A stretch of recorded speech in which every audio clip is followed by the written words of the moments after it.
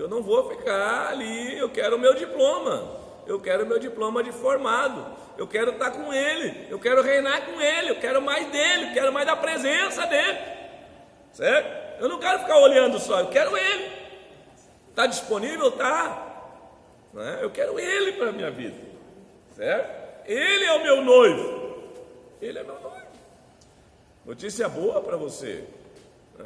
Tu tem duas formas. Depois eu sempre digo isso.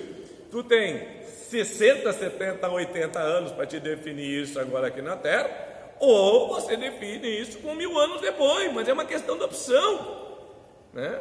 Eu prefiro 70, 80 anos, eu decidi isso na minha vida. Eu quero o reino, né? Eu não quero ficar 1000 anos sendo tratado, não. 70, 80 aqui já está chique demais, está ótimo, né? Mas é uma questão de posicionamento. Abraão se posicionou, levantou um altar ao Senhor, porque entendeu que ele queria ser um adorador e que nada mais importava. Tenda no rumo certo. Abraão armou sua tenda, ou seja, definiu sua morada da forma como agora estava vivendo sua vida. Ao ocidente de sua tenda, que era o rumo que Deus lhe dera, ficava Betel. Ao oriente, de onde Deus o mandara sair, ficava ali. Betel significa casa de Deus. Casa de Deus. Aí significa montão de ruínas. É evidente, portanto, o que Abraão fez.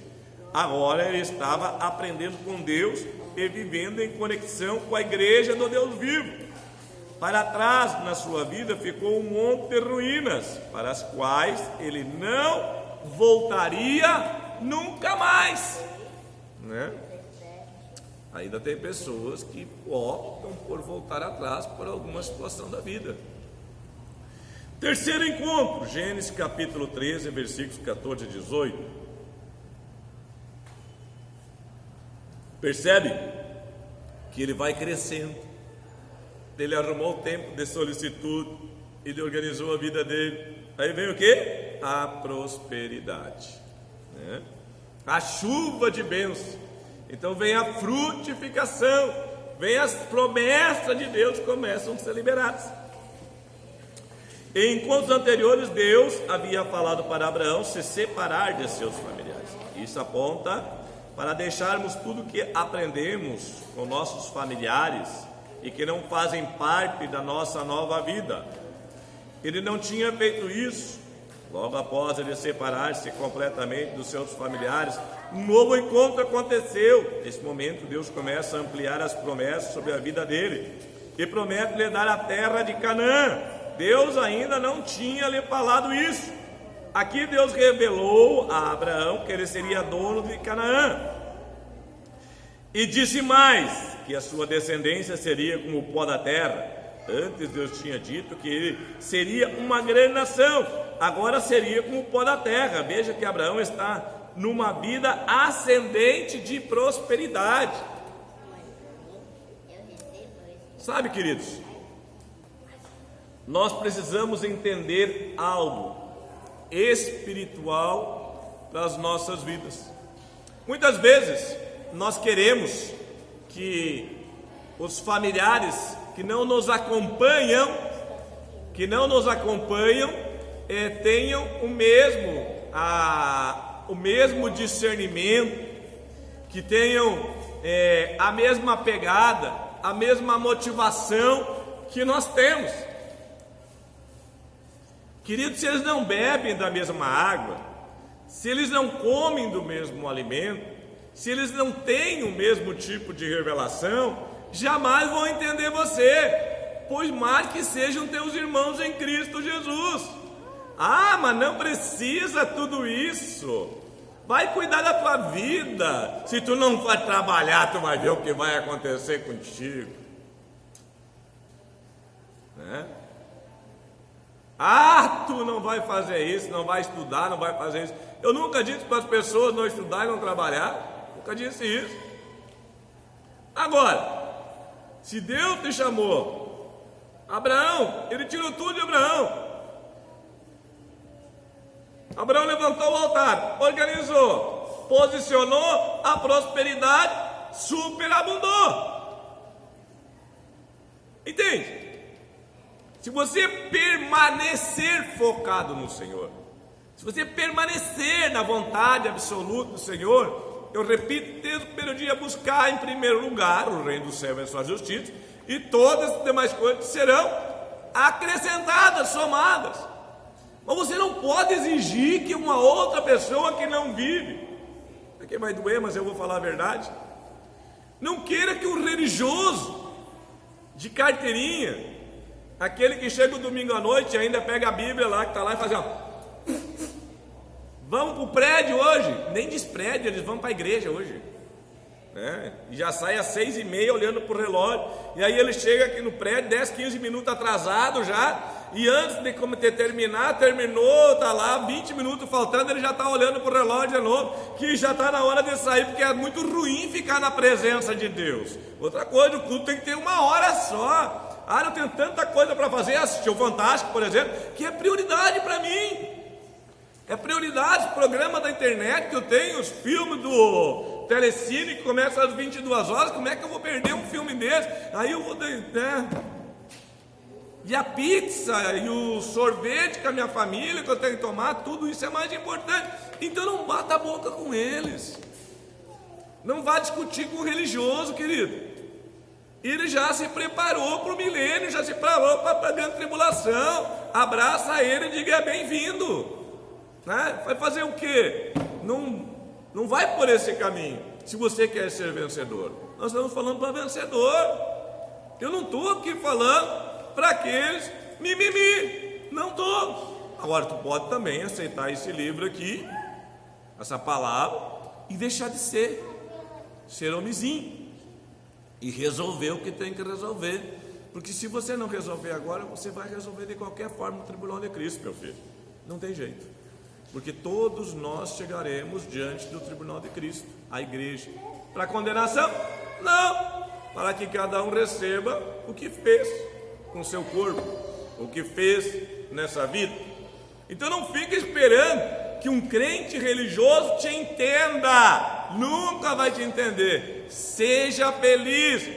Seja feliz. Que ele não te entendeu significa que está no caminho certo. Ontem eu dizia na célula que John Wesley teve um momento que ele ficou 3 dias sem ser apedrejado, sem ser amaldiçoado. Enfim, não brigaram com ele 3 dias. Ele desceu do cavalo e foi orar. Senhor, o que está acontecendo comigo, Senhor? Né? Ninguém está me perseguindo, ninguém está fazendo nada contra mim, já faz 3 dias, o que está acontecendo comigo? Quando ele fez essa oração, passou um tijolo na frente do nariz dele, assim: muito obrigado, Jesus, te dou graça, a tua graça se manifestou na minha vida, né? Agora, aquele que está se posicionando, tem alguns que estão se posicionando, aí recebe uma crítica da família, né, que não vai entender ele nunca. Mas será que é verdade isso? Por que ele não me entende? Deixa de ser criança, seja adulto. Seja adulto, ele não vai te entender não, filho. Não vai te entender. Fique em paz com isso. Isso é sinal que você está crescendo, que você está amadurecendo. É sinal que a prosperidade está chegando sobre a tua vida. Não murmura, recebe. Amém? Tomar posse. Deus ensinou a Abraão o caminho da prosperidade. Ande e percorra a terra em toda a sua extensão, em outras palavras. Sonhe com o que eu estou falando a você, até que isso se torne uma só coisa com você. Creia, fale e desfrute. Crente que é cheio de fé, ele confessa, né? Deus me fez uma promessa, né? Quando Deus faz uma promessa, você tem que falar dessa promessa, tem que trazer essa promessa à existência, né? Porque foi Deus que falou, não foi? Então Deus vai cumprir. Quarto encontro, Gênesis capítulo 15, versículo 1 a 10, 17 e 18, diz: outro patamar. Nesse quarto encontro, Abraão aprendeu que a prosperidade natural não satisfaz a alma. Interessante, né? A prosperidade natural não satisfaz a alma. Ele já era alguém muito rico e abençoado naturalmente falando, mas faltava algo em sua vida: a eternidade. Deus o faz sair de sua tenda para uma experiência sem limites. A nossa tenda fala do nosso mundo aqui nessa terra. Sair da tenda e olhar para os céus diz da nossa vida na eternidade, que não tem fim nem limites. Abraão agora estava entendendo o alcance da vida com Deus. Vai muito além do aqui e agora. Enquanto ele estava com os olhos no aqui e no agora, ficava animado e depois desanimado. Era uma gangorra a vida dele. Deus agora coloca a eternidade na ordem do dia. Mais uma vez, Abraão precisa se posicionar a essa nova experiência. De certa forma, é como se Deus lhe perguntasse assim: vai vivê-la ou não? Boa pergunta. Ele abraçou essa nova experiência e nesse dia Abraão se tornou o maior referencial humano de fé na Bíblia. Que maravilha, né? As pessoas, alguns irmãos, acham que você vai até determinado limite e acabou, né? O nosso Deus não tem limite. Ele sempre vai requerer e tem algo novo para te dar. Por isso que saudosismo é coisa de criança, né? Saudosismo é coisa de criança, porque o saudoso, ele fica pensando: aquele tempo, como era bom aquilo lá. Ele está dizendo que Deus tem limitações. Deus não tem limitações para te abençoar. Deus não tem limitações em absolutamente nada para te levar a outros patamares de fé. Ele quer te fazer prosperar cada vez mais. Aliança. A conversa de Abraão com Deus a partir desse dia foi outra, completamente diferente. Deus reafirmou que lhe daria aquela terra e ainda disse que desde o princípio era essa a intenção. Agora a conversa é em outro patamar. Deus fala com Abraão de forma clara e transparente, porque ele agora estava ligado nos céus e poderia entender coisas que antes não entendia. Abraão perguntou como poderia ter certeza que assim seria. Aqui entra algo poderoso que Abraão aprendeu naquele dia. Você pode viver com Deus sem qualquer compromisso, vivendo somente do momento e de algumas promessas feitas pelo Senhor a você. Mas também pode viver com Deus, mas também pode viver como Deus vive com você, aliançado. Interessante, né? Deus já é aliançado com você. Deus já é aliançado comigo, pastor. A pergunta é: nós somos aliançados com Deus? Você é aliançado com Deus? Abraão queria saber como poderia ter certeza de sua prosperidade.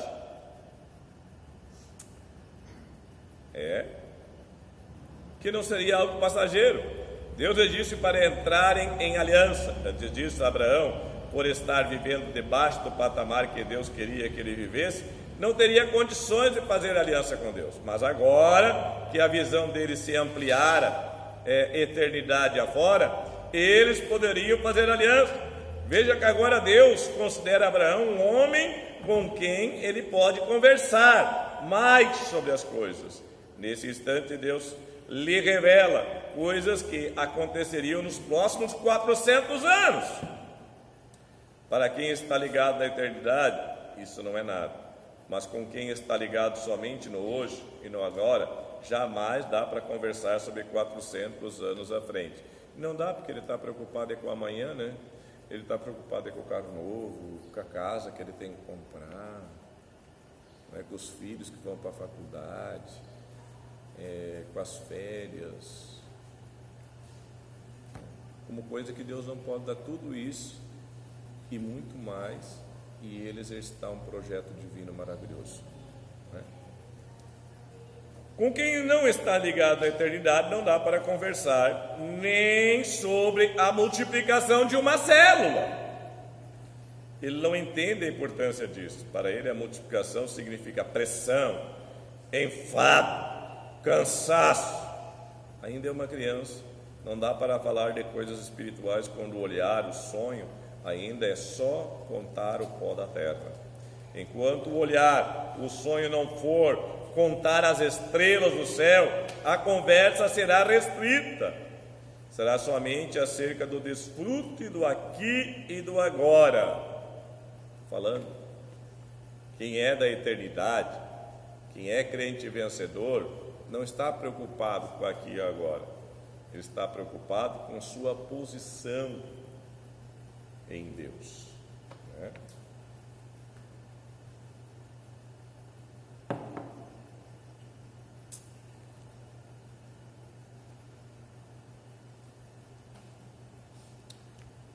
Quem está muito preocupado com a sua própria vida, o Senhor diz assim que aquele que ama a sua vida, perderá. Mas quem perder a sua vida em prol de Cristo, vai achar. É interessante, eu vejo muitos hoje preocupados em perder a vida. É melhor achar a vida, né? Não troque a vida eterna, prazer eterno, por coisas passageiras e terrenas. Nós temos que aprender nesse tempo, como igreja, a dizer Maranata, ora vem Senhor Jesus. E se você não crê nisso, comece a orar e pedir que o Senhor te revele, te mostre. Eu tenho orado há 2 anos já, pedindo que o Senhor dê sonhos com arrebatamento para a igreja. Estou pedindo que o Senhor dê sonhos para a igreja do arrebatamento, que a igreja do arrebatamento não seja pega de surpresa. E volta e meia alguém aqui tem um sonho com o arrebatamento. Alguns têm sonho até com a grande tribulação e ficam impactados com a grande tribulação, né? Como eu tenho dito, a grande tribulação, isso que está acontecendo hoje no mundo, não é nem preparação para a grande tribulação, né? É muito pior, porque a Bíblia nos garante que não houve e nem haverá dias como aqueles. Enquanto o nosso pensar, sentir e falar se resumiram aqui e agora, nós somos crianças e Deus vai nos conduzir, nos suprindo. E Deus vai nos conduzir, nos suprindo. O dia em que o nosso pensar, sentir e falar incluir o aqui e agora, mas também a eternidade, a conversa com Deus será outra, completamente diferente. Nessa hora saímos de filhos para filhos amigos. E quando isso aconteceu com Abraão, nos momentos de solicitude com Deus. Sabe, queridos, eu tenho ouvido muito as pessoas dizer assim: meu Deus, e agora? Né? E agora eu vou ter que depender de Deus. Glória a Deus. Imagina eu voltar ao meu emprego. E se eu ficar desempregado? O que mais? E agora, se a economia aconteceu o que está previsto que vai acontecer com a economia agora, eu só tenho R$80 para me passar a semana, e agora como é que vai ser? Agora eu vou ter que depender de Deus. Querido, tu não vai ter que depender de Deus. Você já deveria depender de Deus. Sabe por quê? Se você aceitou Jesus como Senhor e Salvador da tua vida, é Ele que cuida de você. Então você está dizendo que é você que cuida de você mesmo, que você ainda é dono de si. Mas a Bíblia diz que aquele que aceitou Jesus, não é a ironia que eu estou falando, é o que a Bíblia diz, que aquele que aceitou Jesus foi comprado com sangue precioso. E Jesus diz na Bíblia que Ele cuida até dos passarinhos, até das plantas. Entretanto, você nunca quis depender de Deus. Essa é a grande verdade. Eu espero que tu seja um crente de reino para ouvir o que eu vou dizer para você, né? Te converte, né? Te converte, deixa de ser crente pirulito, chupetinha, religioso. Deixa de ser religioso. Aceita Jesus no teu coração e passa a depender do Senhor e confiar no Senhor, que Ele vai te levar para um outro patamar muito maior de prosperidade. Se a tua prosperidade chegou até aqui pelo teu braço, imagina com o braço de Deus na tua vida, filho. Pensa nisso. Pensa nisso. Até onde você pode chegar. Vamos lá, quinto encontro. Gênesis capítulo 17, verso 1 a 10. Presença e perfeição. Nesse quinto encontro com Deus, amplia significativamente para Abraão o seu propósito de vida e fala firmemente com ele que jamais deve abrir mão da sua presença, pois somente nela é possível sermos perfeitos como o Senhor o é. Antes, Deus revelara para Abraão, primeiro encontro em Gênesis capítulo 12, versículos 1 a 3, que ele seria pai de uma grande nação. Agora, Deus diz que ele será pai de muitas nações. Assim, Deus muda o nome dele de Abrão, pai exaltado, para Abraão, pai de multidões. Isso significa que Deus primeiro exalta você e o coloca na posição de filho do Deus Altíssimo, Eterno. Depois ele leva você à maturidade, que é o multiplicar como filho dele, que é se multiplicar como filho dele. Nós não fomos exaltados para dominar sobre pessoas, mas para nos multiplicar e nos tornarmos como Deus é, multiplicador da vida eterna. Amém? Queria pedir uma água para mim, por favor. A prática da aliança por gerações. No quarto encontro, Deus já havia ensinado sobre aliança e havia feito aliança com Abraão. Agora ele lhe diz que tudo o que ele viver e tudo o que fizer, parte dele deve também estar aliançado com o Senhor. Andar aliançado é o estilo do reino dos céus. Isso significa que quanto mais você flui Deus, isso significa que quanto mais você flui Deus, mais entranhado você se torna com Ele. Quanto mais você flui em Deus, quanto mais o Espírito Santo de Deus flui em você, mais aliançado você é com os teus irmãos. Menos dificuldade de relacionamento você vai ter. Por quê? Porque você está disposto a ser como Cristo é, a viver o padrão celestial, né? E quando nós definimos isso na nossa vida, nós não queremos mais